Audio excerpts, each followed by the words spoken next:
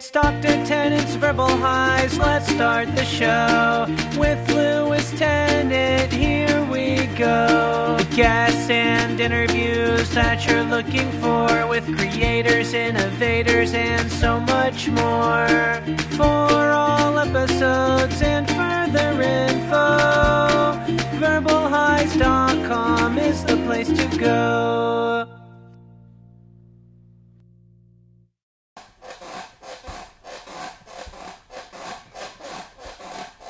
Like a carry-on film.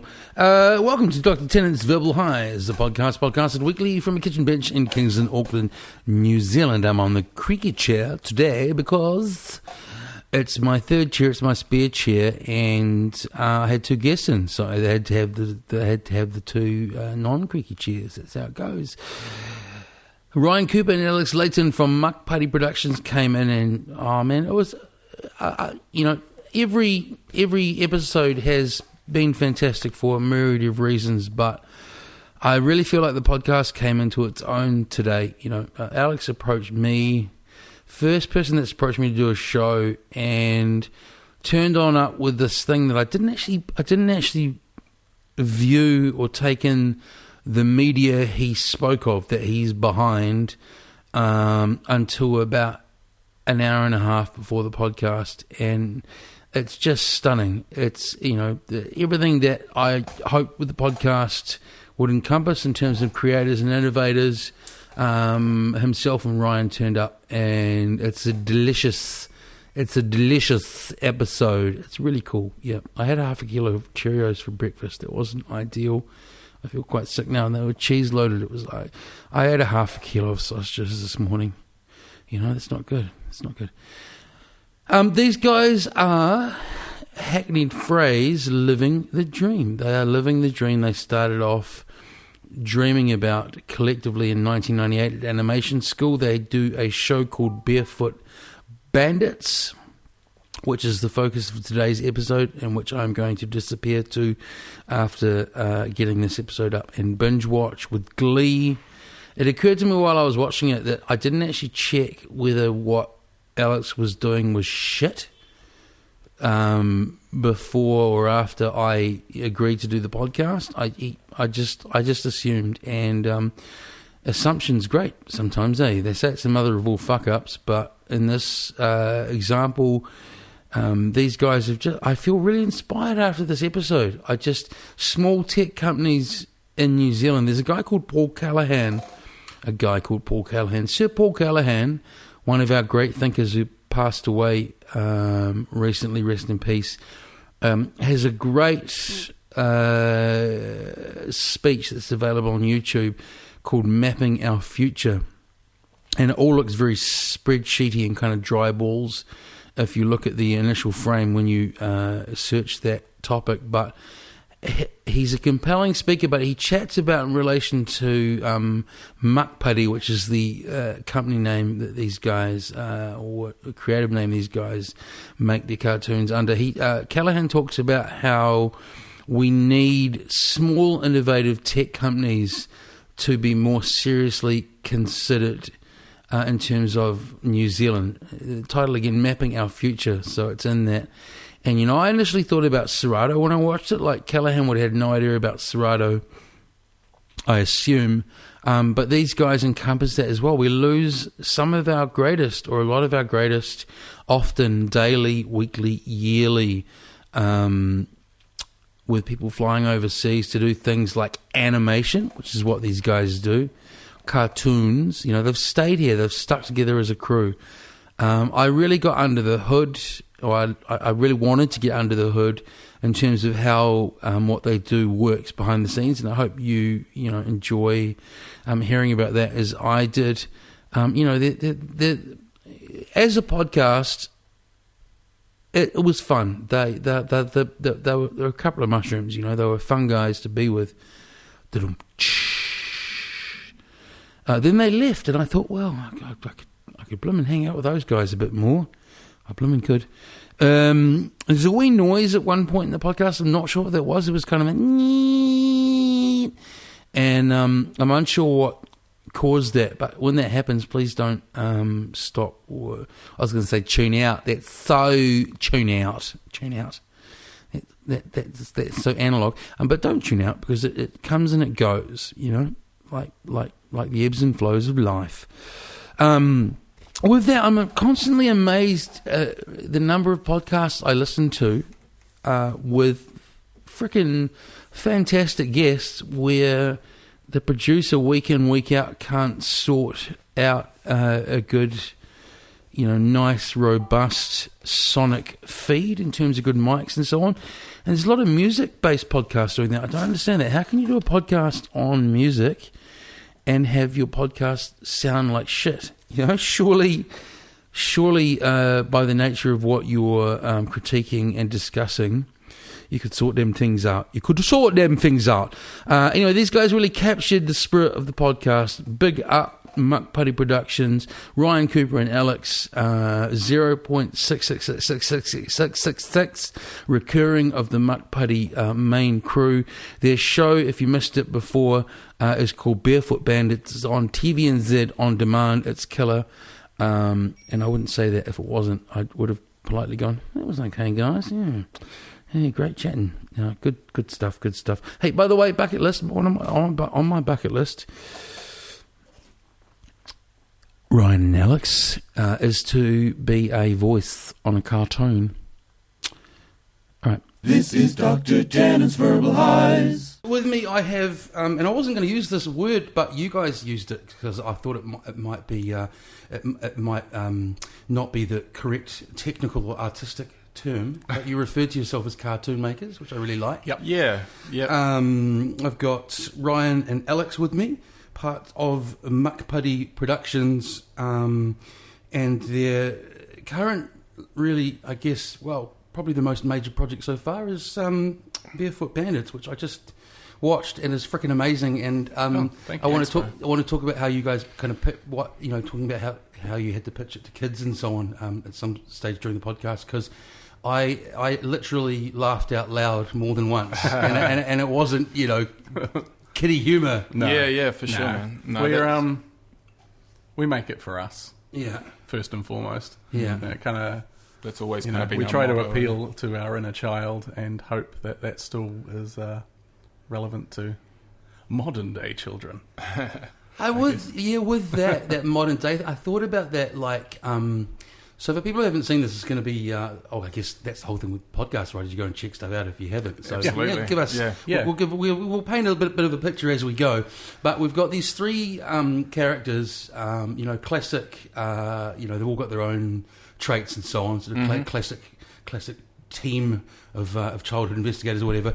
But yeah, they worship this TV character, and I thought about that. Is that kind of a throwbacky thing for you? Do you reckon kids still do that? It's a mixture of things. Yeah, so. the whole show is almost entirely, I guess, the core of it, the heart of it is a homage to stuff we grew up on. We pitched it as the Kiwi Goonies. Yeah. Because that's kind of, when you're pitching, the people you're pitching to generally like to have it compared to something else. Yeah. It's just so they feel safe. And the Goonies isn't too obscure, eh? Most no, people. well, you're kind of dealing with people who kind of know the 80s, so yeah, because it's funny because I find about you guys, the older I get, the more I'm really quite often confused with age, and I lecture, and I remember about 5-6 years ago, I played Thingy's eyeball popping out because I thought that was hilarious and obviously of these students' era. Yeah, they all looked at me, and I went home and googled it, and I'm like,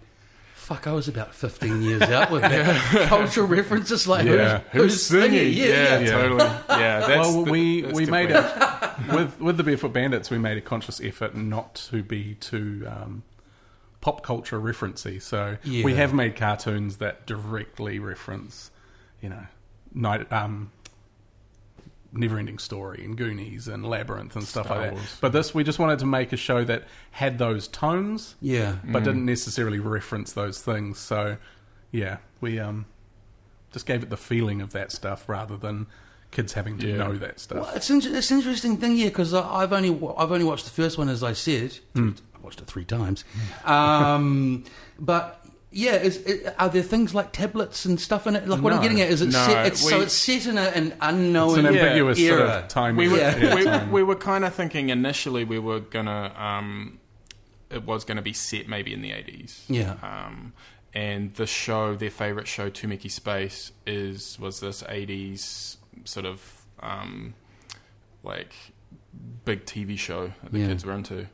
But the more we've gone on, like as we were kind of developing the show, it seemed a bit more fun to keep the time a bit of a mystery. I spotted that. I really liked that. And it also strips away anything that alienates kids. You know what I mean? Like, we wanted this cartoon to appeal to kids from all walks of life in New Zealand. It's like, so, you know, you strip it back to the quintessential Kiwi kid, take the shoes off, remove all the gadgets and gizmos, and have them running around outside, kind of finding adventure wherever they can go. And I guess it's like when rappers, you know, yell name check a year, you know. But with the barefoot thing, I was curious about that as well, because it's obviously it's something that's been a consideration, because that's the title, after all. What is there any? Am I reading too much? Am I being too deep about this? Why is it barefoot? How's that designed to appeal? I don't know. It just had a B and it went with bandits. No. It first appeared. So a lot of the characters first appeared in a Christmas special we made in 2012. It was our first sort of time we pitched something on a larger scale to New Zealand On Air.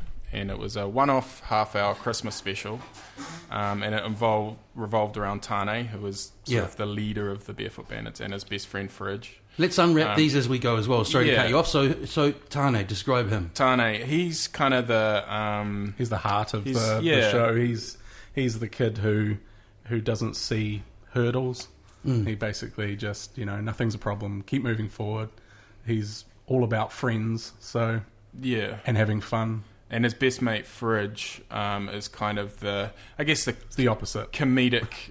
He's not really a sidekick, but he's definitely sort of the comedic heart of the show as well, voiced by Josh Thompson. And just theatre of the mind. He's a little heavier set. Yes. I won't use the offensive word with N, G, and R in it. Ginger. He's a redhead.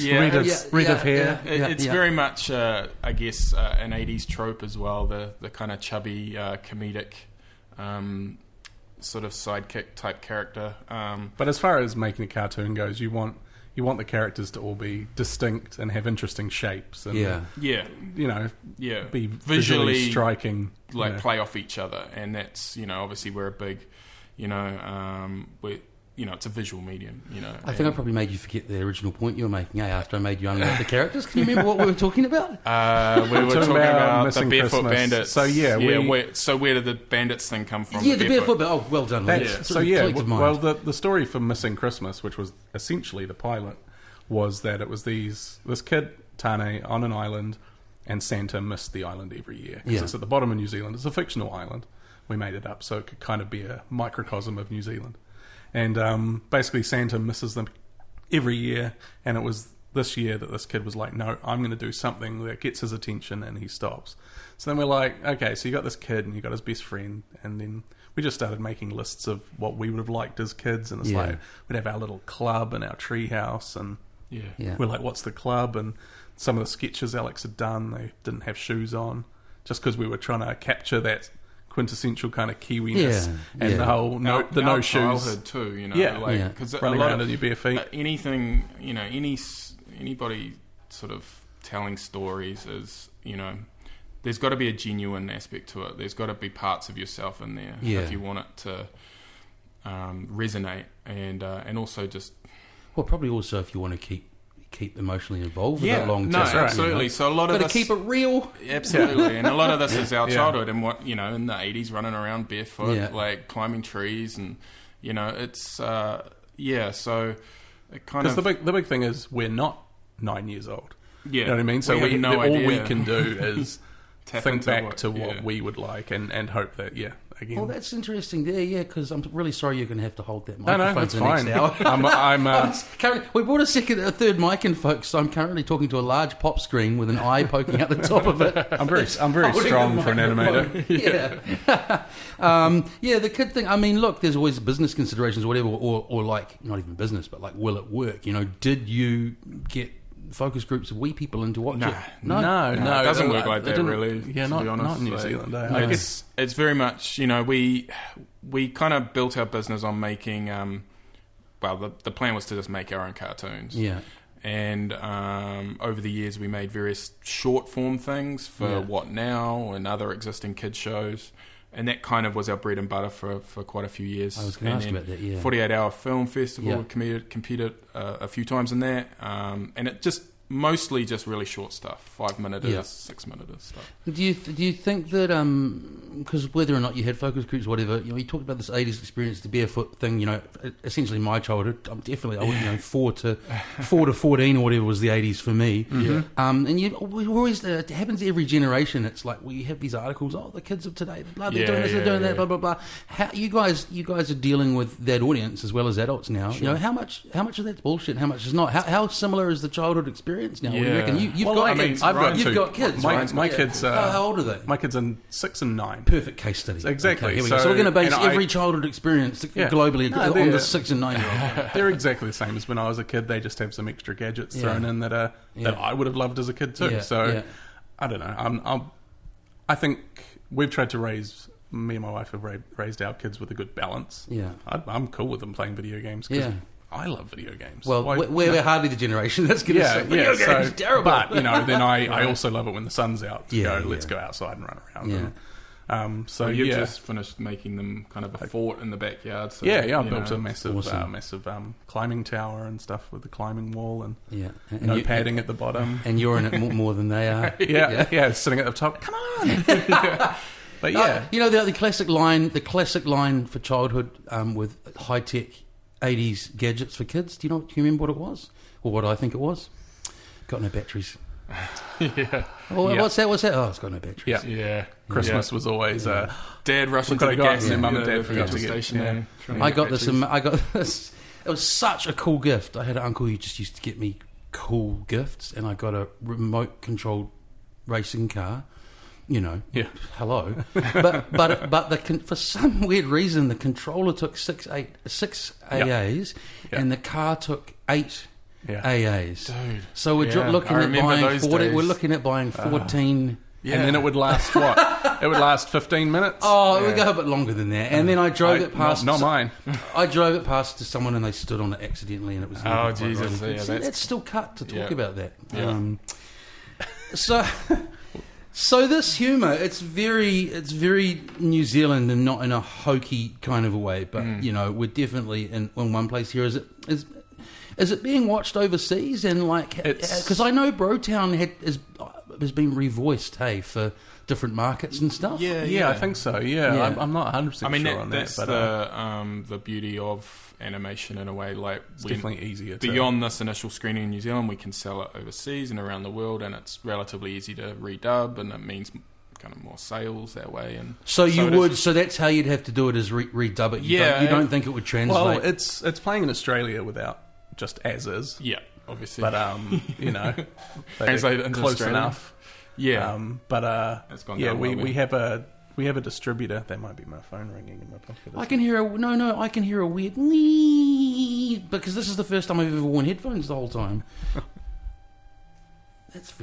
Continue on. Sorry, look, that's all right. Really weird. No, that's all right. So we sold it to Australia so far, and it seems to have gone down well there. And we have a distributor trying to do the rest of the world now. So fingers crossed. It we have a bunch of American friends who have watched it, who have said the Kiwiness of it is kind of a quirk and a charm to them. Yeah. Whereas because the stories are pretty universal. We have episodes where the kids meet like a mammoth man on an iceberg. And we have, what else do we have? We have zombie vegetables, and we have Ghost, an old craggy sea captain Ghost, voiced by John Rhys Davies. Wow. Yeah, and so there's definitely we're trying to make a cartoon that there's a reason for it being a cartoon. And there's a lot of stuff being made these days where, I mean, maybe not so much right now, but in the past, sort of in the early 2000s, there were a lot of cartoons that were kids at school. So what the fuck are you making that for? Like, what is the point of this being animated? You could...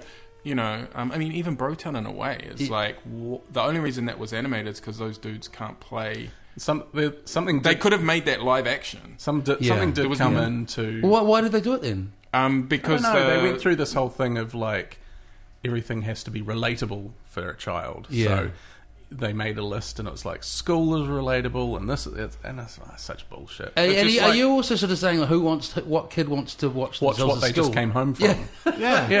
You know, and I'm sure it works in some degree, and there were some shows that had school in it. That depends how you frame it. I always like blah blah blah blah blah blah. That was. But that's good. That's taking the piss out of school. Yeah. But so it's like they decided entertainment for children couldn't be escapism.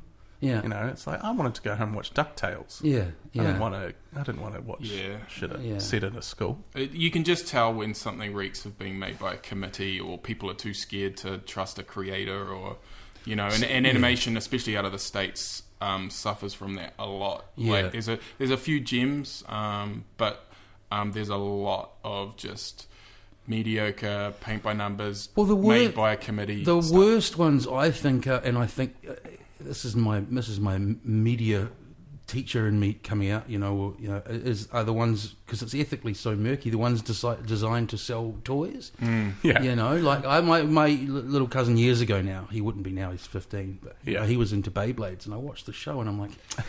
And then I did a bit of reading about it, and it was product first. Absolutely, and designer. that's something that came out of the 80s, actually. The stuff we love too. Like, no, don't get me wrong. If the the cartoon's fucking cool and the toys are cool, great. But if the stories and shows are kind of a lemon, and I definitely don't like the idea of creating something purely to have a toy. You know, there's movies that are the same, that are like, make this movie so that we can sell these toys, and but you know, toys from our show would be amazing.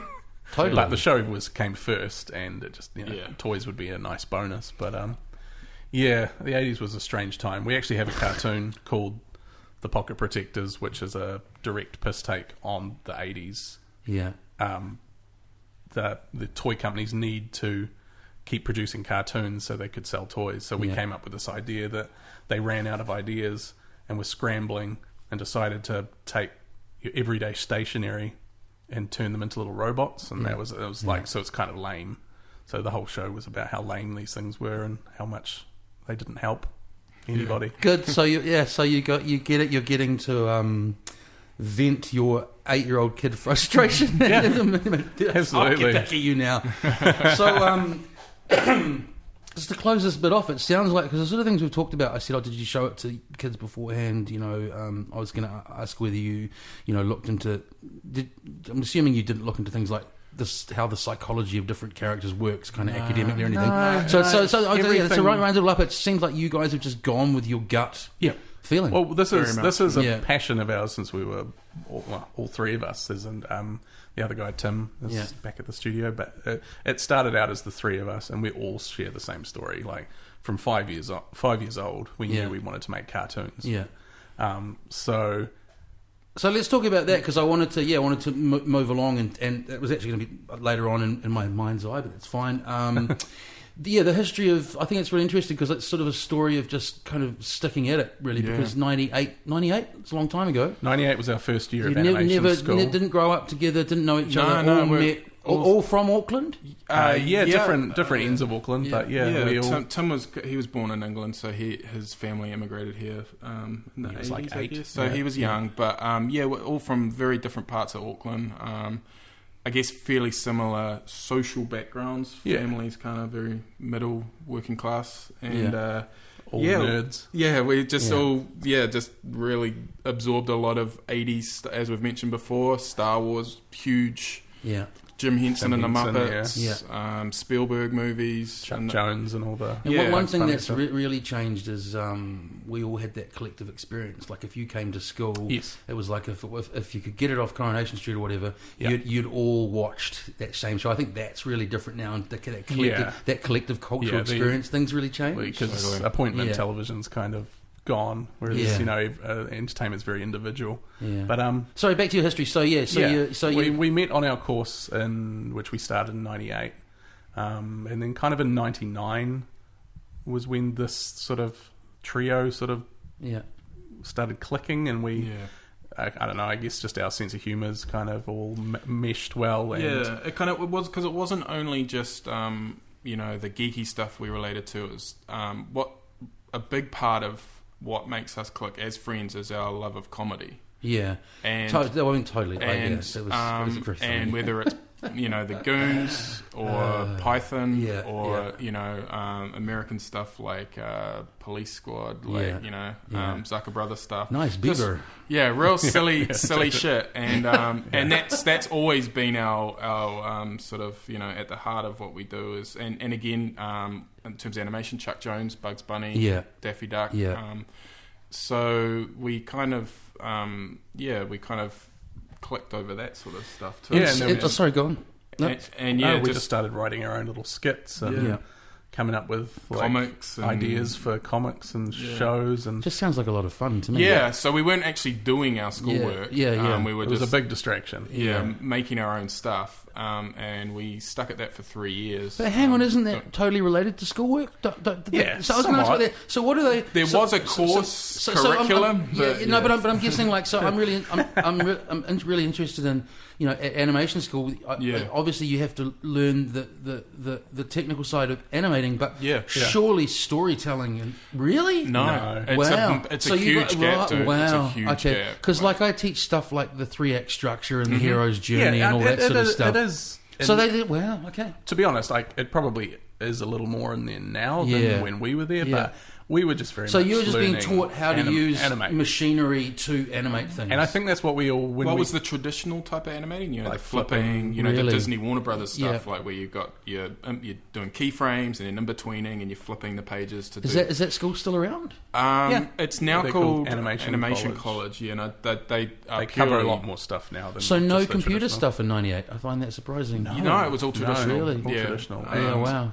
Do you think that's a good? You really glad that's the way you started, or absolutely, because that's what we wanted to do. That's we are still very passionate about 2D animation. I did a year in 3D animation afterwards, and it kind of just solidified my love of 2D animation. Okay.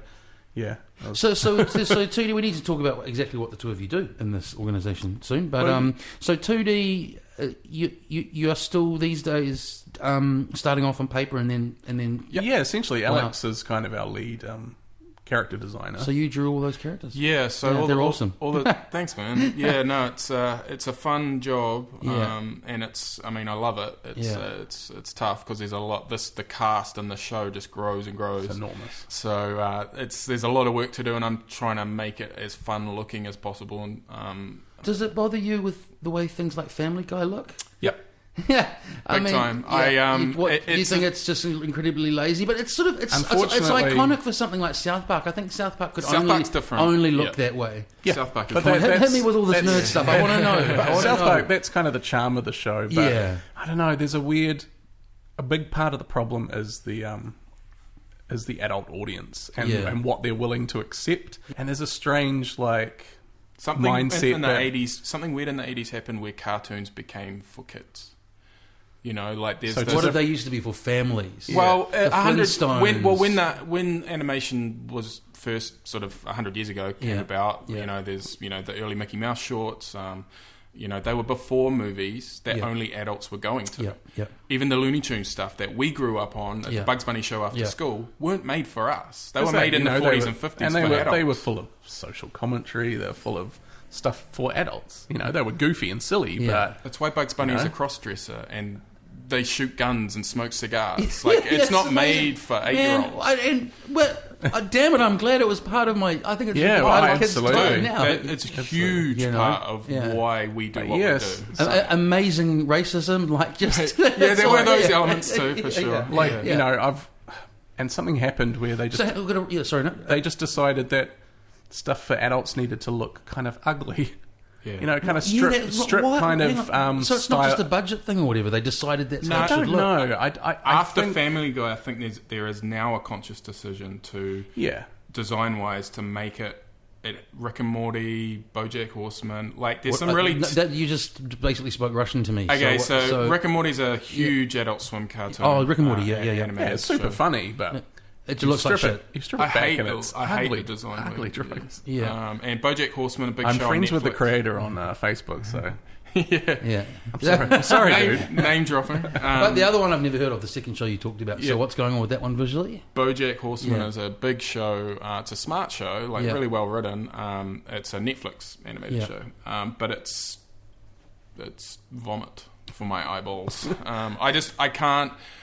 Yeah, I mean... Are you saying Family Guy started off this sort of worrying trend that it's okay just to knock something together? Is that what we are? I don't know. It's a complex thing. I don't think... Yeah, it's hard to kind of... I'm not saying it's not somebody's style, but I don't necessarily think it's designed by good artists. Because no one... hopefully people are, if they haven't seen your show, are kind of at least Googling images and stuff. What? No, seriously, that's what I do. That's what I do. No, but my point is, so yours, I don't... my knowledge of animation styles and whatever is not great. It's not probably even existent, really. But I'd sort of describe it as more sort of intricate kind of comic book art style than something like Family Guy or whatever. Yeah. Well, I think... And our frustration, I guess...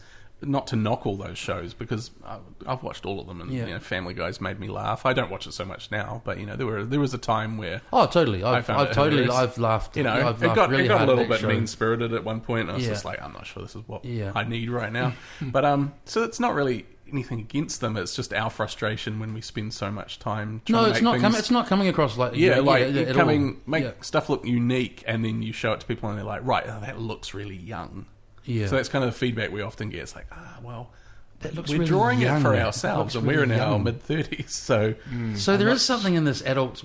Maybe we just think that. Well, dude, one of the things we've battled consistently since day one of starting this business, and even probably before, I mean, growing up, I was the kid at high school. I didn't have chicks and naked girls all over my folders. I had Calvin and Hobbes and, Disney stuff. Like, I was weird, but... in my own little world. No hand-drawn Iron Maiden logo? Or, no, not so much. It was animation was AC/DC my Iron with Maiden. The lightning thing the wrong way around. Actually, no, you would have got it the right way around. But but Disney was my Iron Maiden, I was obsessed with Disney.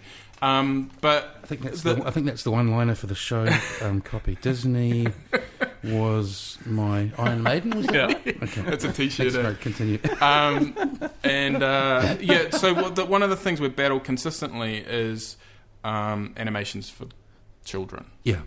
And you'll hear constantly. I mean, Ryan probably gets it a lot because he's dealing with his kids' friends' parents, and they'll kind of say what animation is like this. What do you call it? Like a frivolous or it's man, I'm losing my words now. No, that's right. It's a shame, It's a shame. They think it's a shame what you're doing. Yeah. Going to watch something animated. It's a little bit embarrassing. Like, I've got to take my kids. And they'll say shit like, they Pixar. They got multiple levels. They got the kids saying.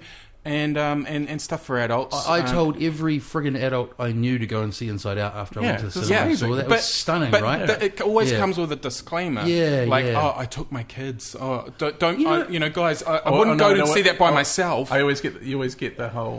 Well, I once went to one of the Shreks on my own, and I didn't realise it was a school holiday, and I felt a little potentially like I looked like a perv. Shrek's different because it's a big bag garbage, of sweets up the back there. The whole... Hey, I was on holiday. It was raining. I went and saw Shrek 2 at the cinema.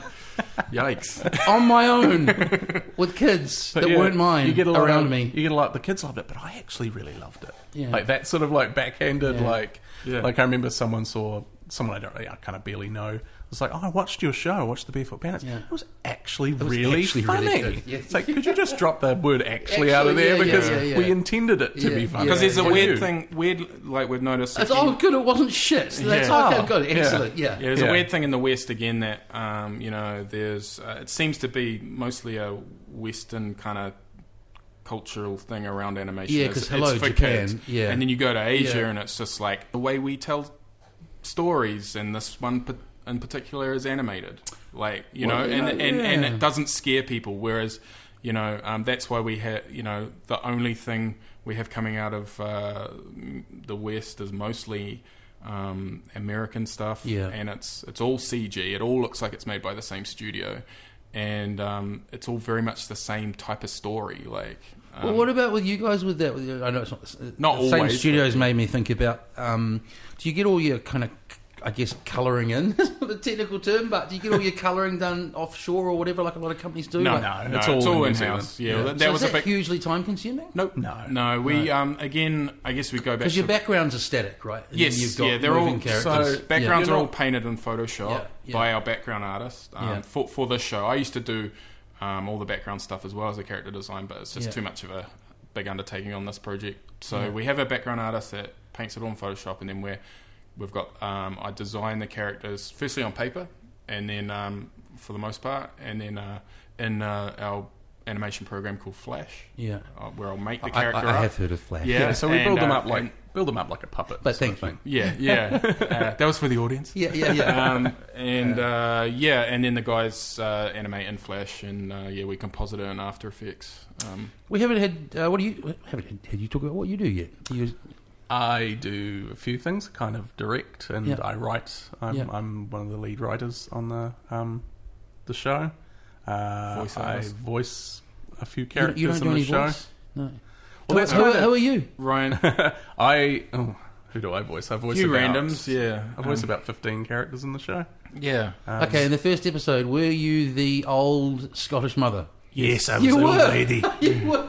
So that's based on my nana. Right, okay. So that was my dad's mum. Yeah. Was an old Scottish. She was a bit mean to my dad, but nice to everyone else. That's kind of when you started doing voices, eh? Yeah, my first impression was of my nana. Were you the... Yeah. Rest in peace. Yep, very much so. Were you the... I love this character. I love a character that laughs at their own jokes. The Russian... Yes. You were the Russian... Yes, like a nine-eight. Yes. Bit of a homage to Precious Pup with that laugh. Yeah, totally. Yeah, that's true. Where were we going with it? Yeah, that's right. So as friends and as people who all, crack each other up and like looking and listening to funny stuff, I'm guessing even though you're on the animation side, that you sit in on the. Do you all sit together? I was. Do you have a writers' table to use that? Absolutely. More or less? It's a massive So if everyone's just in stitches, it's like it goes through basically. Yeah, it's all. There was never any ego with our stuff. It was always best idea like, wins, what's the best gag? Best gag? What's the But it's all in service of the story. And you hear a lot of people kind of talk about that, and it's very much the case with us. And we just kind of brainstorm together. So 10 episodes. How many hours of brainstorming in 10 hours? Do you know what? To be honest, the ideas come really quick. Yeah. Like we'll sit in a room and spend a couple of hours, and we can probably nut out the 10 basic outlines for 10 episodes. Yeah. I don't know. When you've been working towards this for 13 years, you have this wish list of things you want to do, so it just spills out of you. Is there a Scooby-Doo-esque kind of formula to make them quicker to... No. We generally choose a genre. Yeah. Like, our big thing was, when we got the first series, it was like, okay, we've got 10 episodes. Yeah.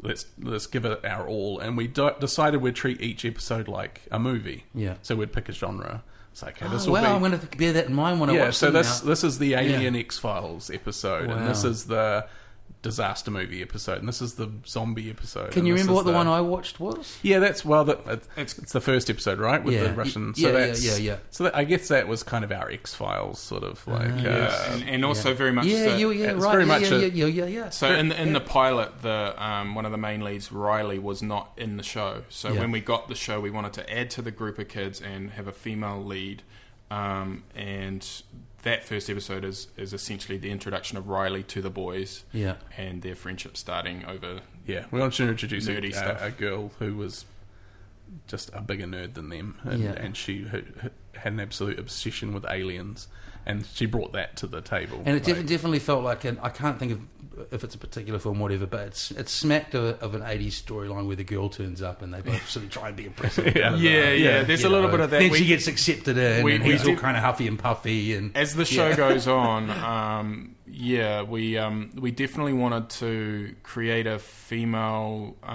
lead that was not like a lot of how we haven't talked about her yet. So tell us about her. Riley's kind of this. She's the daughter of a scientist who.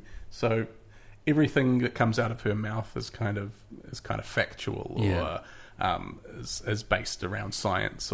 But then she has this kind of side to her where she gets very excited about the paranormal and things that are kind of anti-science. You know what I mean? Get it. So she's got this conflicting sort of like... Well, she's got a sort of childhood imagination and a very pragmatic background because of her father or grounded. She's kind of like, father.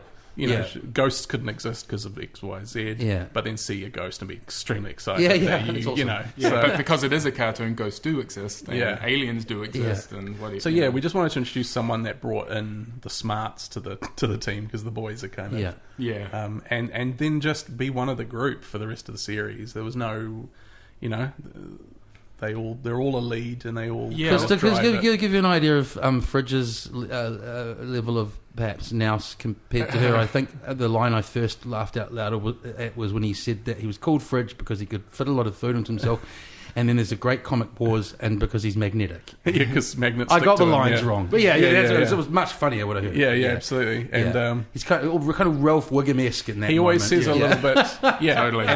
And with Fridge, he always says a little bit more than he should. Yeah. Like he always goes that one, and that's you mean like awkward, that sort of stuff. But it's a testament to Josh Thompson who voices Fridge.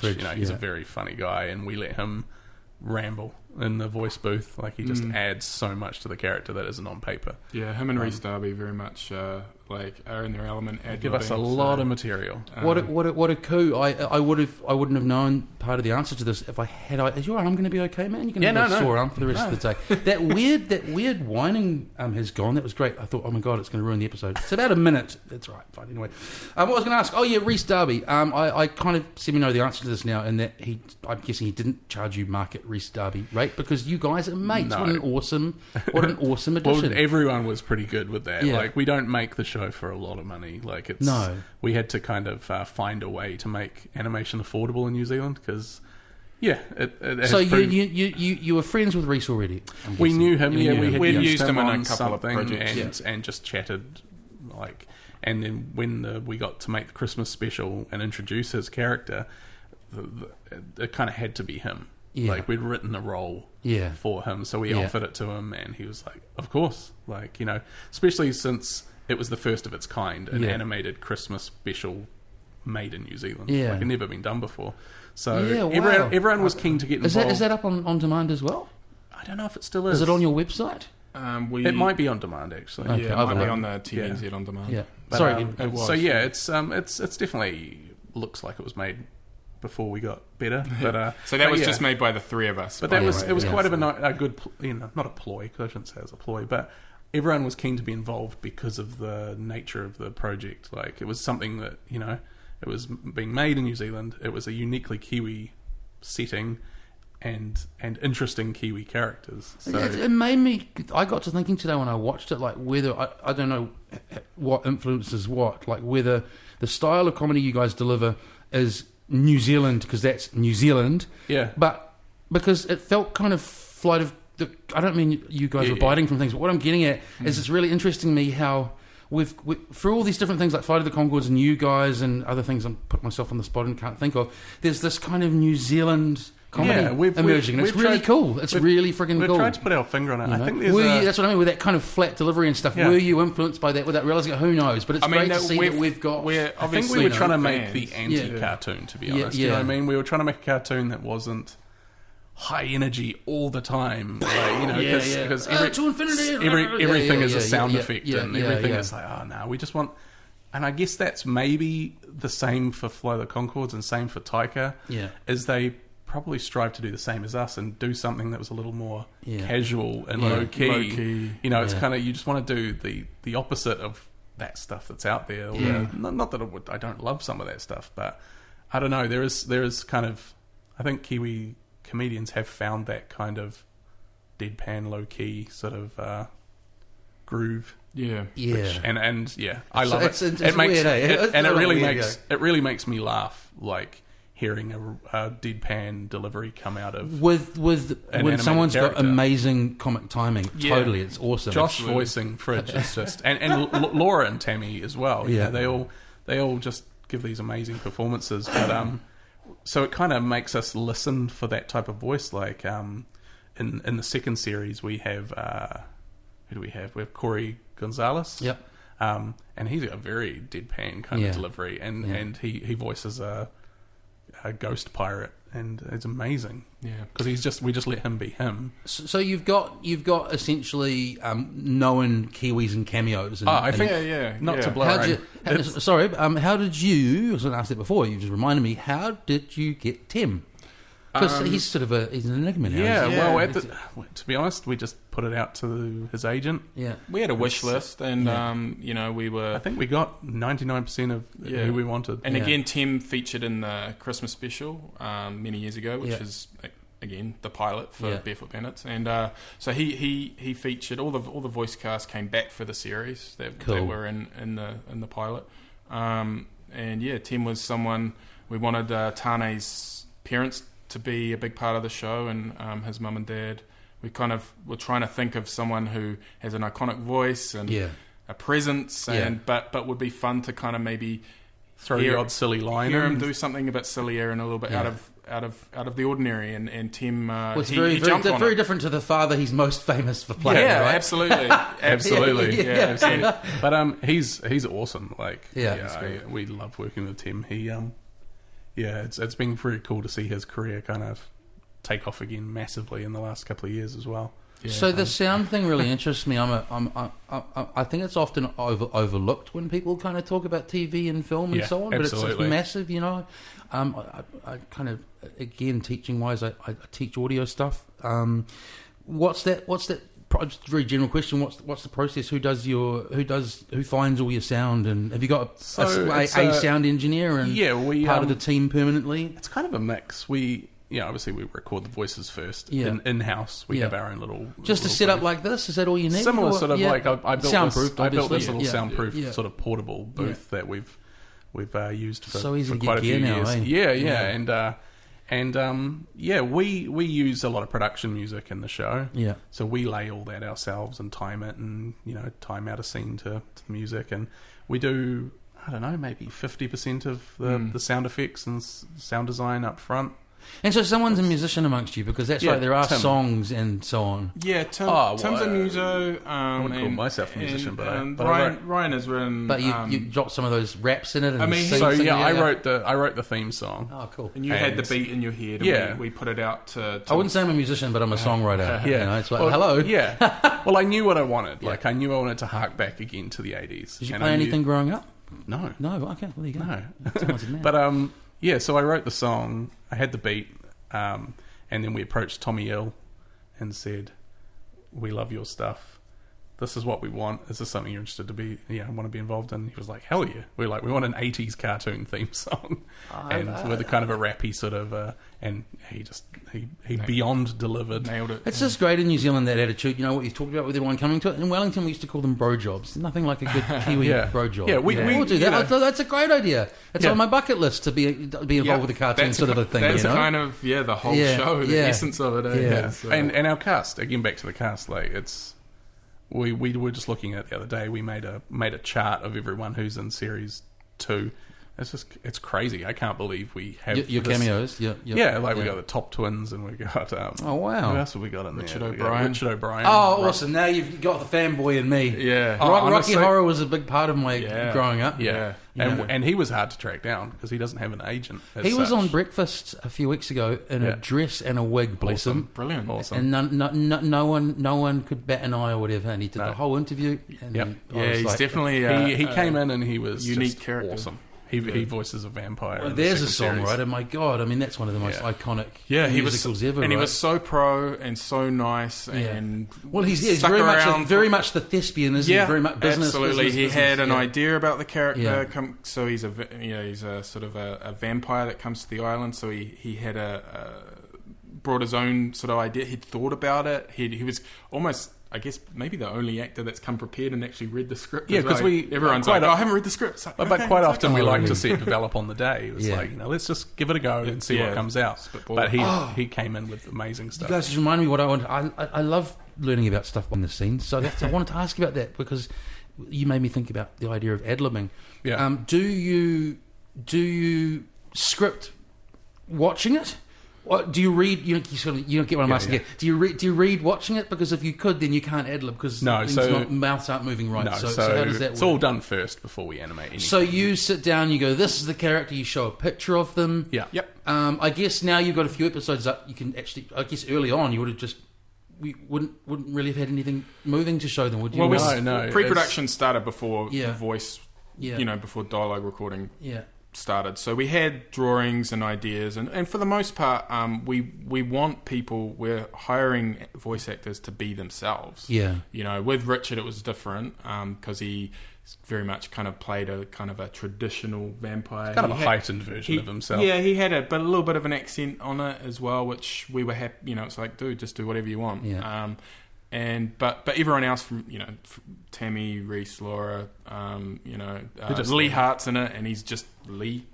But I like Reese in this because it's not that 140% Reese. It's a strip. It's a nice stripped back version of his shtick. And we that kind of we just again let him do his own thing, and slowly but surely we kind of realised it's cool. It's not Murray. It's not something else he's done. It's no, I really liked again. it. In fact, I had to. I was like, that's Reese Darby. Is it Reese Darby? Is it Reese Darby? Yeah, sorry. And then at the end, I was like, it is Reese Darby. Yeah, cool. Yeah. Because it's very much, a lot of the, he does ad-lib a lot, but a lot of it is what Ryan has written on the page. Because as he's writing, he's hearing Reese's delivery.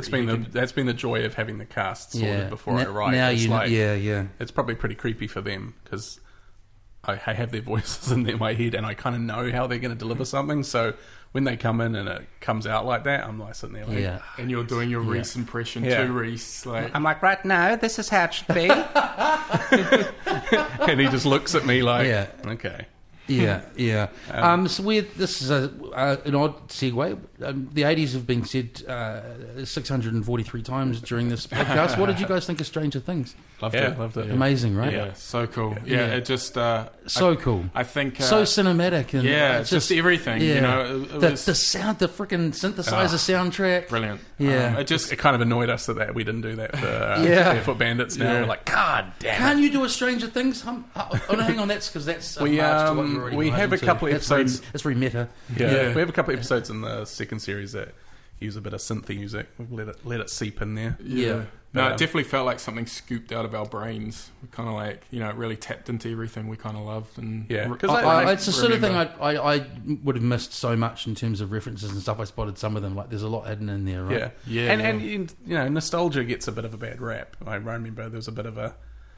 After a few months of the hype dying down, there were people coming out going, people only like that because it was, nostalgia-filled. It's like, so what? Like, that's not a valid emotion. Yeah. That's fine. It plays too much noise. There's too many opinions these days. There isn't there? Thanks, Internet. Turn the volume down on the Internet for a while. Yeah. It was the best of times. It was the worst of times.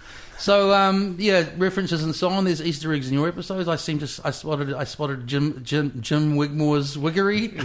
Yeah, Definitely. How much is there hidden in this show, folks? That was during, by the way, folks, to give you more of a feel of this, that was during the tearful ode to the mince and cheese pie. It was, yes. Yeah, I'm reminding you guys of something that's so far back. That was all an ad lib from Josh as well. We said there's a poster of a mince cheese pie, and you're saying you're saying a sad goodbye to it. Yeah. Go. I was like, but then I got too analytical, and I was like, are they saying Jen Wigmore is Wiggery? She doesn't strike me as a wigger. Oh no, it's just called a wiggery, and the joke is it's Jen Wigmore. So anyway, is there other stuff? Yeah, like there's that? heaps, man. Like, I mean, it's funny when you kind of. Do you ever put gags in and not tell them and see if No, they spot we them? generally talk about it. Yeah. It's just a fun thing, and it seems to be something very universal. And I mean, I know a lot of filmmaking, but especially animation. Like, it goes way back to Disney. The films have shit stuck in gags, there. A big one was, a lot of old Bugs Bunny cartoons have stuff in the background, like the crew members in posters on the wall. You know, like real in-jokey stuff. Our animators, our team of animators, they add stuff in, like more physical comedy. Like, you might be watching the main character, but then if you just notice the background character, they're doing something, picking their nose or doing something. Yeah. There's always little bits like that. So you guys now, with that, getting to the business end of things, you are responsible for how many staff you got? What? And are they full time? Like, it kind of fluctuates between 10 and 15, depending on what stage of the production we're at. Yeah. So it was just the three of us for many, many years, for 13 years. Yeah. And what Alex, did you do during that 13 years to make money? Things like ads or what? Not really. No? Ads didn't. We tried. We approached. Kind of glad agencies. it didn't work, because I think we could have got stuck in that rut of having the commercial portfolio. Very much like every other animation studio in Auckland, especially, is very much an ad agency. Yeah. And we, like I said, we did try. We approached agencies and showed them our work and said, we can, if you need us for a project. It never led to anything. We made a couple ads. You had food and shelter for 13 years. So how were you? So it was just, you know what? I look back and I wonder. Actually, we lived in the park. Yeah. It's actually because it's been such a blur and such a snowball effect since. Because it's 20 years. It's 20 years. For the first few years, it was bare bones stuff. We were working out of Tim, the other guy, his parents' basement. That other guy. So for the other guy, he's working hard. You should see the hand gestures they're making, Tim. Yeah, terrible. Get us on a team. His parents offered us space in his basement, so we moved in there. Moved the company in there with one computer in the corner. Yeah, and just tried to figure out what the hell we were going to do and how we were going to make it work. And we started making little web cartoons. We're going to make cartoons, and everyone we approached were like, on the internet, they didn't get it, and that was 2002, 2003. 2 gig hard drive, K of what was the technology like? It must be not good. It must, the advancements in the last few years must really, for you guys in particular, especially as an industry, this size, just processing and all that stuff, rendering. I would imagine you're doing all of that. Yeah. Tim's currently doing a lot of rendering, trying to get the second season out. It used to be leave the machine overnight. We probably still do. We're still like that, bro. Like, but have you got big, huge boxes, custom made. Wow, I mean, dude, definitely a lot more powerful than we used to have. Yes, we've come a long way since the basement days in terms of that, but still, we are a very small production in the scheme of things, and compared to other New Zealand productions, compared to other animated productions coming out of the States, we are tiny, and the budget is small, and everything is kind of. We're trying, I don't want to say like smell of an oily rag, but it's like, it's very... you haven't said number 8 wire as well, which is great. Yeah, but we didn't use any of that. No. It's still really hard work, and I mean, that's the nature of the art form. Like our cast alone is worth the whole budget of the series. Yeah. So, Yeah. But and so back to the... So it was the three of us. Alex was ended up becoming our lead character designer, because his style sort of... I don't know, it just seemed like it was what the Mukpuddy style should be. Yeah. And then I because my love was writing as well, I fell into that role. And then Tim was teaching us how to use Flash, because we'd never used that program. Yeah. And he knows the technical side of everything, and he's a musician as well. And a good animator. And then you and him were animating. And then I loved doing voices. And so we all each had different skills that we brought to the table for the three, and I think that helped it work. We were able to do everything ourselves. Yeah. Keep it small and just keep going for years. Yeah. We approached other productions. We did like I said previously, we made a bunch of stuff over the years for What Now and other kids shows. Yeah, cool. So you had a pre-existing relationship with production companies who deal with TVNZ. Yeah, kind of. I mean, it was hard for us to. It didn't took feel until 2006 to get something on TV. Did you guys directly go to TVNZ? Did you pitch it? Barefoot Bandits? Yeah. Yes. Yeah. Do you remember the day? Were you freaking nervous? Yep. Yeah, it was because who was in the room? it was the three of us. Yeah. Well, I assume that. And who was from TVNZ? Was the commissioner. Kids commissioner. At Yeah. TVNZ, Thingy was going. Yeah. That's a reference to the beginning of the episode, folks. So yeah, it was incredibly nerve-wracking because when we first met and we pitched the Christmas special, we did it verbally. Yeah. And honestly, it was a shambles. Like, we got this thing, and then there's a and then we would correct each other. We'd be like, oh no, actually it's this, and we walked out of it and she was like, she was listening, but at the end she's like, I don't think that's the sort of thing we really want. We walked out going, that's just punishing. We were like, holy shit, we had it so sorted before. We know the idea so well. And it's weird that you collectively did that. You think one of you would have held the other one up, sort of thing, I don't know. And it's a learning curve, right? But as her face kind of dropped, and we were like, "Oh shit!" So, scramble, fumbling the ball, like hot potatoes. So the next year we pitched a preschool show, and we also slipped in a 2-page breakdown of this Christmas special. Yeah, put it in writing. Wow. Pitched to the same woman. Pitched to the preschool because they're really open. We got at that point we're starting to build a relationship. They're willing to hear ideas. Yeah. So then we pitched this preschool show and slipped into the same manila folder a 2-page breakdown of Missing Christmas. And the next day we got a phone call from her saying we like the Christmas idea. Did she remember that she'd been terribly delivered it the year before? So probably not. I'm not sure. That's awesome. So TVNZ, I would never have guessed this because of the state of New Zealand television. Are they pitch stuff a lot? Are they? Is her full-time kind of job? I guess so. Yeah. I don't. Outside really of our little dealings with them, it's hard to know. Purse and stuff. It's the creative dilemma, isn't it? Especially in New Zealand. You guys are all still here, which is amazing. I don't know what you want to tell me, and you don't. But when you talked about the budget and stuff, is it New Zealand on air that or do you? I'm just interested. To TVNZ, how does it work? Do TVNZ pay to buy the series? So basically, you go to TVNZ or TV3, pitch the idea. So this is for children's. It works for the same for both. The license fees are different. So you pitch the idea. If they like it, the what fees? The license fees. Essentially, if TVNZ or TV2, TV1, if they like it, they will commit to paying a license fee for the show, which is. For children's, it's 6% of the entire budget. License to broadcast, of course, of course. Not so that's their kind of what they put in. Yeah.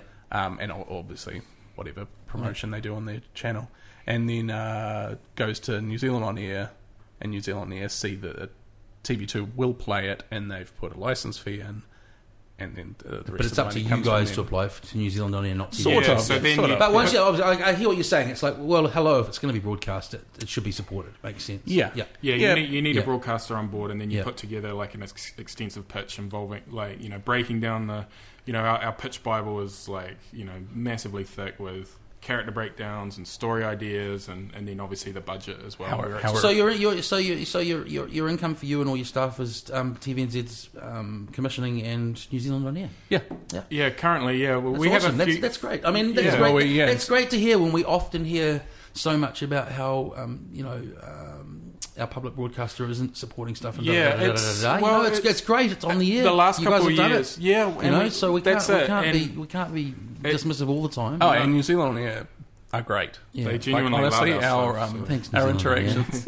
Without sounding like I'm blowing smoke. And have been sick. The feedback has always been great. They've been really prompt. There's an interesting thing going on at the moment where TV is in its current, free-to-air TV in its current state is it's on its last legs. Well, that's a very contentious. It's an interesting topic. Some people say yes, some people say no. The figures say it's okay, but I think I'm with you. When you where's your is it being watched on tablets on demand, or is it being Both, watched on... yeah, we definitely... Because you ended up next to The Simpsons, right? Yeah. It's pretty amazing. Yeah, that was a pretty sweet moment. We realised we were the lead-in for The Simpsons. It was like 6 o'clock. If you told me 6:30 on a Sunday. Sunday. First season started airing last February. Yeah. So, who's not home 6:30 on a Sunday? You know? Yeah. Well, it was. We it found was out summer. not many people. Yeah, it was summer, so okay. it made it. So this second series, we've pushed it to winter because I think you got Make more sure of a captive. families Well, are maybe I can audience. teach you guys something here. I don't know if you're aware of this. I assume you got that from ratings. No. That's We have not been indulged with many figures. Of, Well, how do you say you don't? People weren't watching because it was summer. If you don't, they moved the show. They shifted the time. They slot. shifted the well, time I was slot going to to say a Saturday lot of people mornings. don't know this, but New Zealand television is measured by a people meter. Yeah. There's only about 400 of those, Yeah. and that's more than there ever used to be. Yeah. And so you might have one people meter determining what I don't know Maori males in the Upper North Island are watching. That's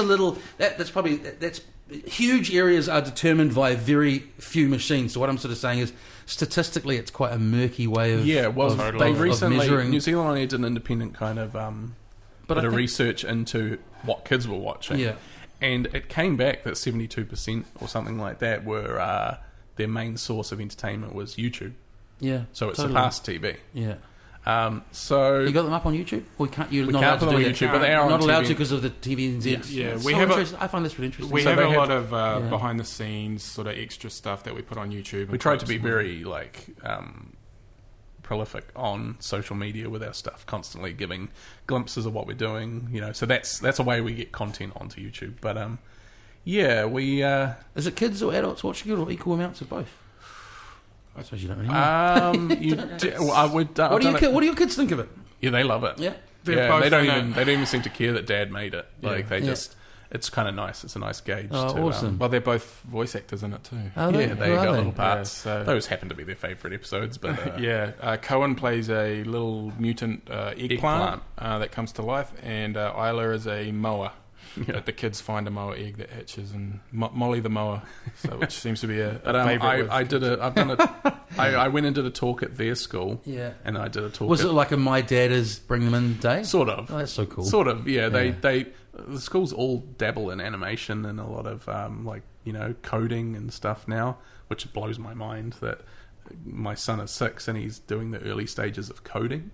Yeah, I think that's great, man. Yeah, absolutely. Mate, Those are the jobs. Yeah. So they got me in to kind of talk about that. But it was a class. It was a big group of about 80 to 100 kids, and I said, "Who's watched the Barefoot Bandits?" And 80% of the hands went up, and I was like, here we go. Here's my audience. Like, Awesome. It's hard to gauge ourselves. I have arrived. Yeah, and then It's hard to gauge on social media and stuff, because kids aren't so tapped into Facebook. Oh, obviously, look! and Even with this, man, like just saying every week, can you pass it. Can you fucking like it on whatever? It's people do, and that's lovely. Yeah. Because it's amazing. Like we used to go and pay to rent a video or whatever, and it's like, Yeah. I'm just asking you to go to iTunes. And, yeah, well, that's the thing, social media. Sorry, listeners, I love you. Social media is such a great way for small and creative businesses to get their work out there. Yeah. And it's become harder over the years with algorithms and all that shit, and Facebook strangling views and all that shit that they sort of turned it into a business model, which I guess it always was. Yeah. But at the we've always used the internet as a tool. From day one, we had a website with our stuff on it. Yeah. And that was we had Late no money. late 90s.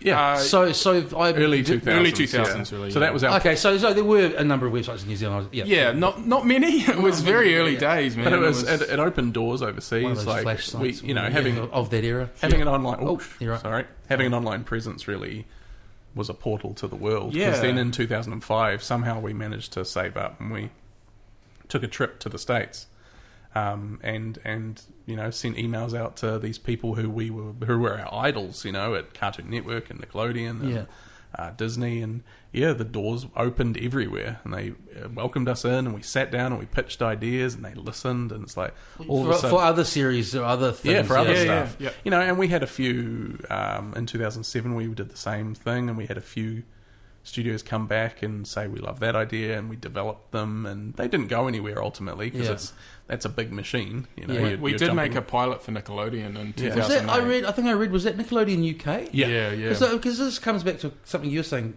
probably 20 or 30 minutes ago, you mentioned a lot of stuff comes out of America, and got me thinking, I've not seen a lot of British animation. Banana Man when I was growing up.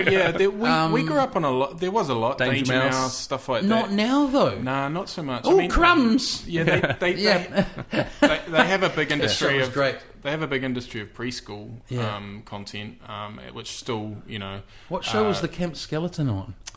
That was Super Ted. Super Ted, it's all coming back. Yeah. So there was some good stuff coming out of the UK. Obviously, I don't know why. I guess networks now, it all comes down to what they're buying local. Here they go to the state, these big conventions, buy all the American stuff because... Yeah, they make a lot of stuff in Canada. There's lots of Canadian cartoons. Yeah, right. Canada just sounds cooler and cooler the more I hear about Canada. Yeah, it sounds like a pretty magical place. Yeah. There's no Trump there. There's Oh, yeah. Oh, yeah.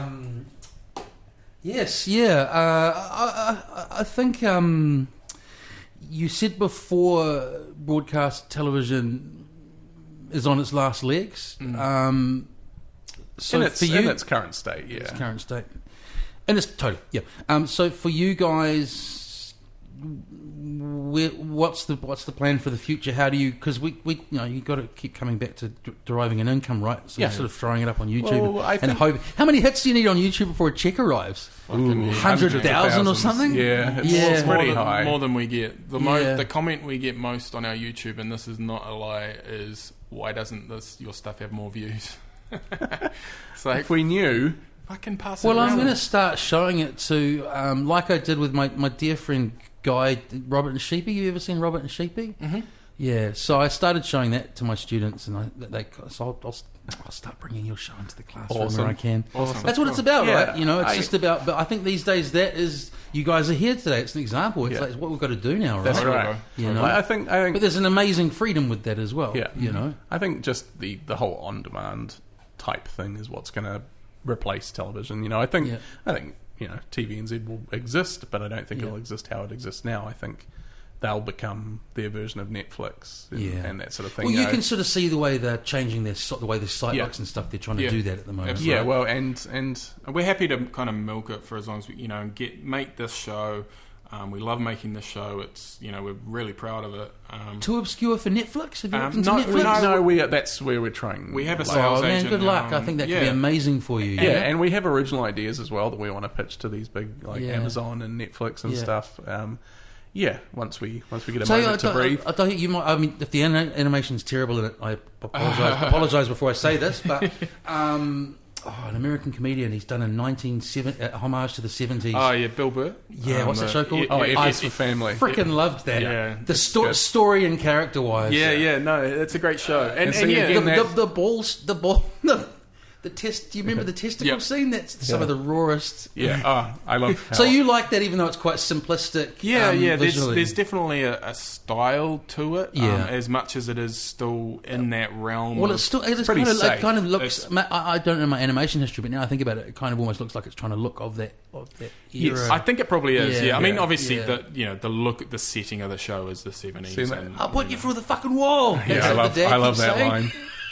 I love it because he goes on Rogan's podcast. That's where I learned about it. Was I heard him on Rogan, and he really explained it. It's a great show. It's actually, I'm really looking forward to the second series of that. It's good because it's again it's drawing from his childhood, so it's genuine. It's got that kind of. That's it, you guys. It's time for you to give us stuff to listen to. You can nerd out. What's good? Just animation wise, what are you really enjoying at the moment? We're making our way through the last series of Samurai Jack. Okay. You know Samurai Jack? No, I don't even know that. Samurai Jack kind of came out in early to mid 2000s. Is this animation? Early animation? Yeah. So it was a Cartoon Network show, and the creator Gendy Tartakovsky is a guy we'd followed because we were big fans of his stuff at Cartoon Network in the 90s. He made Dexter's Lab. I do know was that. Involved with Powerpuff Girls. Yeah. Some shows that really inspired us while we were at animation. So Powerpuff Girls inspired. I definitely know. I've never watched it, believe it or not. It's great, and so he came after Dexter's Lab. He did this show Samurai Jack, which is very much like a sci-fi samurai, like but real kind of... I love these descriptions. It's kind of like I do. Kind of like there's sci-fi comedy. There's a lot of nods to stuff that you will recognise. Star Wars, Blade Runner, Conan.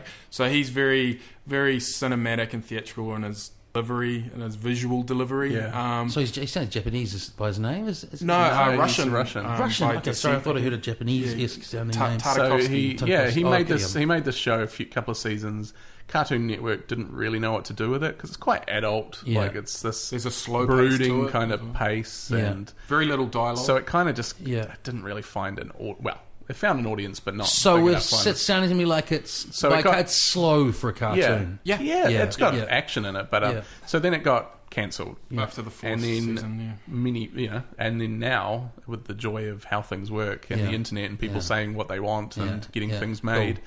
He's brought it back for 10 final episodes. So and he's allowed to. And it's playing in an adult time slot, so he's gone super adult with it. Yeah, so it's amazing. Listen to you. It sounds you're both like, I've got to see it now. I've got to. Awesome. Speaking of slow, I was thinking the other day. I don't know if it's actually too slow. Are you guys Better Call Saul watchers? Oh, I love it. I love it, but I'm at the point now where it's like something really has to happen soon. This is the longest, what would you call it? Like lead along. I can't think of the expression. It's like, I'm into series 2 now. It's like, what? Is it? It's like, is it going to be one big crazy episode, or is it just going to stay slow all the way through, or is there going to be 3 really bombastic episodes? Predictions, folks. What do you think? Series 2. It's got to ramp up soon, right? How far through series 2 are you? Oh yeah, you better not spoil things to me. I won't spoil anything. I think I'm into about episode 3. Yeah. How many are we up to now? 5. So series 3 is playing at the moment. No. I've watched the first 2. I'm watching the third one at the moment. I'm about 3 episodes in. To series 2 or 3? 3. Yeah. So am I up to date? Okay, good. Yeah, we're both up to date. Let's ruin it for everyone who's halfway through too. So what were you going to, after all of that, why did you ask that? Just to see where I am it's still slow, right? Yeah, it's slow. I love it. Just I love it. I love it. I wouldn't still be watching it. I definitely don't know where it's going. Yeah. It's that sort of like, it's definitely plodding along and it's got somewhere in... I mean, there's a lot of shows like that at the moment because drama on TV is in such a great, overseas, not so much here, but they're taking their time with telling these stories. It's all changed. Fargo is another one that's amazing. Stunning. The second season is like a work of art, and I'm rewatching it. So my girlfriend hasn't watched it, so we're going to go into the third season. That's kind of currently airing, but just the pace of it, just taking their time. And, Mr. Robot was another one. Yeah, I've got to get into the second series. That it was start. I don't know something. I really enjoyed it, but something about it is second series lost me. I'm stuck at episode 4. I want to go with True Detective, and everyone was like, "Wow!" I thought that last episode of series 1 was such a cop out, and I never watched the second one. You guys probably don't remember. It's ages ago now. Series I remember loving the first season, and not digging the second season. Yeah, a few people said that. It's crazy now. I've got a list on my fridge of friends of mine, very much of your ilk, who I go, if they tell me to watch it, it's going on the list. So I've got a freaking list. I've got Netflix now. I've got just over 100 gig in a folder called Unwatched on that hard drive there. So there's good and bad to that. I sometimes worry I'm not giving some stuff enough time. It's definitely the golden age of TV shows. I just worry about our attention. Well, there's that, and then our attention spans in general these days. Like, I rewatched The Godfather recently, and I thought, man, I reckon a lot of young people now would not be able to watch this. It's really low key. It's really slow. Totally. It's long. It's like 2 or 3 hours. So and again, there's people who go, it's the end of humanity and No, we're just evolving. But it's interesting. Because media will change. It has to. On the flip side of that, you've got like shows like Fargo, or Better Call Saul. People are actually true. People are binge watching those. So there's some people that are still, maybe they are out. Maybe it's not the younger. The Godfather felt like a different kind of slow. It's I know what you mean. But people are binge watching, and those shows that do have a slow pace, like they'll be watching all 10 episodes in one night or something. It's amazing what happened because I started teaching in 2011. That's not that long ago, 6-7 years ago, and because I sort of get students thinking about media on a kind of critical level, and so one of the basic kind of narratives back then was the state of TV is pretty friggin' shocking, and it's all reality TV, and this is how it happened, and I'll explain all that and all of that. So we've gone from this really, really dire point in TV's history of like these, terrible low-budget cam shows to that. It's amazing in such a short period of time. Yeah, so you never really can predict what's going to happen, can you? Yeah.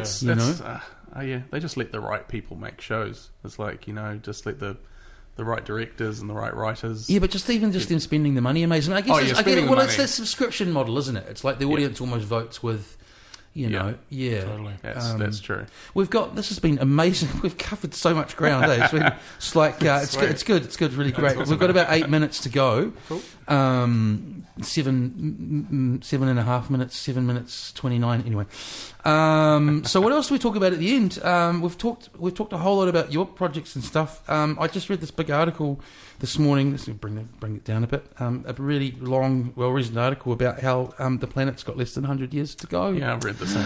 I think I've read a similar one. It was incredibly well-written and cited and researched and referred to people whose expertise freaked me the hell out, basically. Yeah. So where are we with that?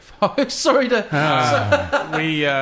This is... You got kids, Yeah, it does. Yeah. It worries me no end. But what do we do other than post? You know why I didn't post the article on Facebook? Because I'm like, that's all we're doing, and it's just a cop out if I post it. Totally. Even though I think, I don't know. I'm not sure how we push through people's egos, and people are so with climate change and with anything like that. We're still in the window. They reckon scientifically where we can. Yeah, but you know what? It takes people admitting that they might be part of the problem. To change. So I reckon. And they answer the question that I asked. People can't. People can't go. Oh, maybe my car is part of the problem, or maybe my. Look, I love eating meat, and I know that's not. I mean, shit. So it's it's catch-22. It's beef's a big one, man. If people gave up beef, farts, who knew farts? It's cow farts, methane. Or just just farming's just dirty. Farming. I'm all for all that shit. I'm all for synthetic. All that shit, literally. Yeah. What's that? I'm all for letting our scientists make synthetic meat if it tastes the same. Well, we're in a worrying time where we're not listening to our scientists. Well, the three of us at this table are, but we have a distrust of high level knowledge. Well, and research. I saw a meme going around. That said something like, every disaster movie starts with a scientist being ignored. Oh God! That's really and that's I had a guy Andy on the show, and we talked about this sort of stuff a bit longer, and I just sort of said, the financial stuff with Trump, to me it's like whatever. It's like the not acknowledging climate change is my main concern with him. Scary, and I've had arguments. I can go through a recession, whatever. You know why I'm recession proof? I've got no money, so But if the planet goes, I think I've had arguments.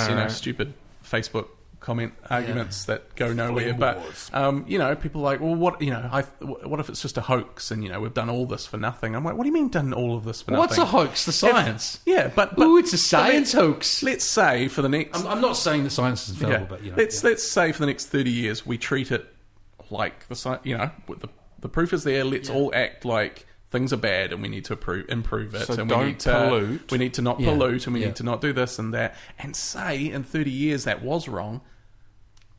The planet's in a better off still. Yeah, totally. Yeah, it's that whole thing.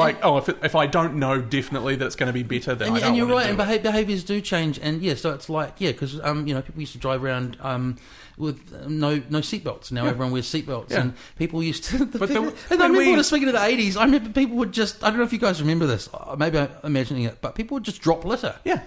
I'm finished with that. But the weird thing is, we got rid of CFCs and majority of cans worldwide, and the ozone layer is repairing itself. This is where. What about getting rid of palm oil out of cat? The customers spoke and they didn't want the unethical palm oil in their fucking chocolate. Yeah. Like the most delicious. Sometimes food. And. They listened. Well, and that's right. And for them, it's just a spreadsheet thing, isn't it? But if the bottom line affects people So now I'm thinking about all this. Yeah, it's got to be legislation because, well, there's the doing stuff like, I agree with what you said, kind of said earlier on. Everyone individually doing stuff, using less plastic, all this sort of stuff helps. But then, it's got to come into legislation or something. Whether that'll happen.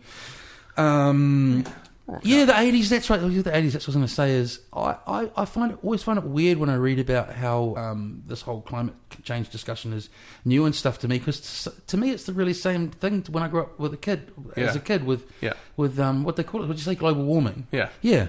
So to me, I'd never thought it went away. I was sort of always weirded out when I read these articles that say there's this new thing we're worrying about. Yeah, because we all remember that was a narrative when we were a kid, right? It's a pretty arrogant. Greenpeace were much more kind of visible and stuff then. And, totally. Yeah. It's a pretty arrogant mindset to think that we can't have any effect on this.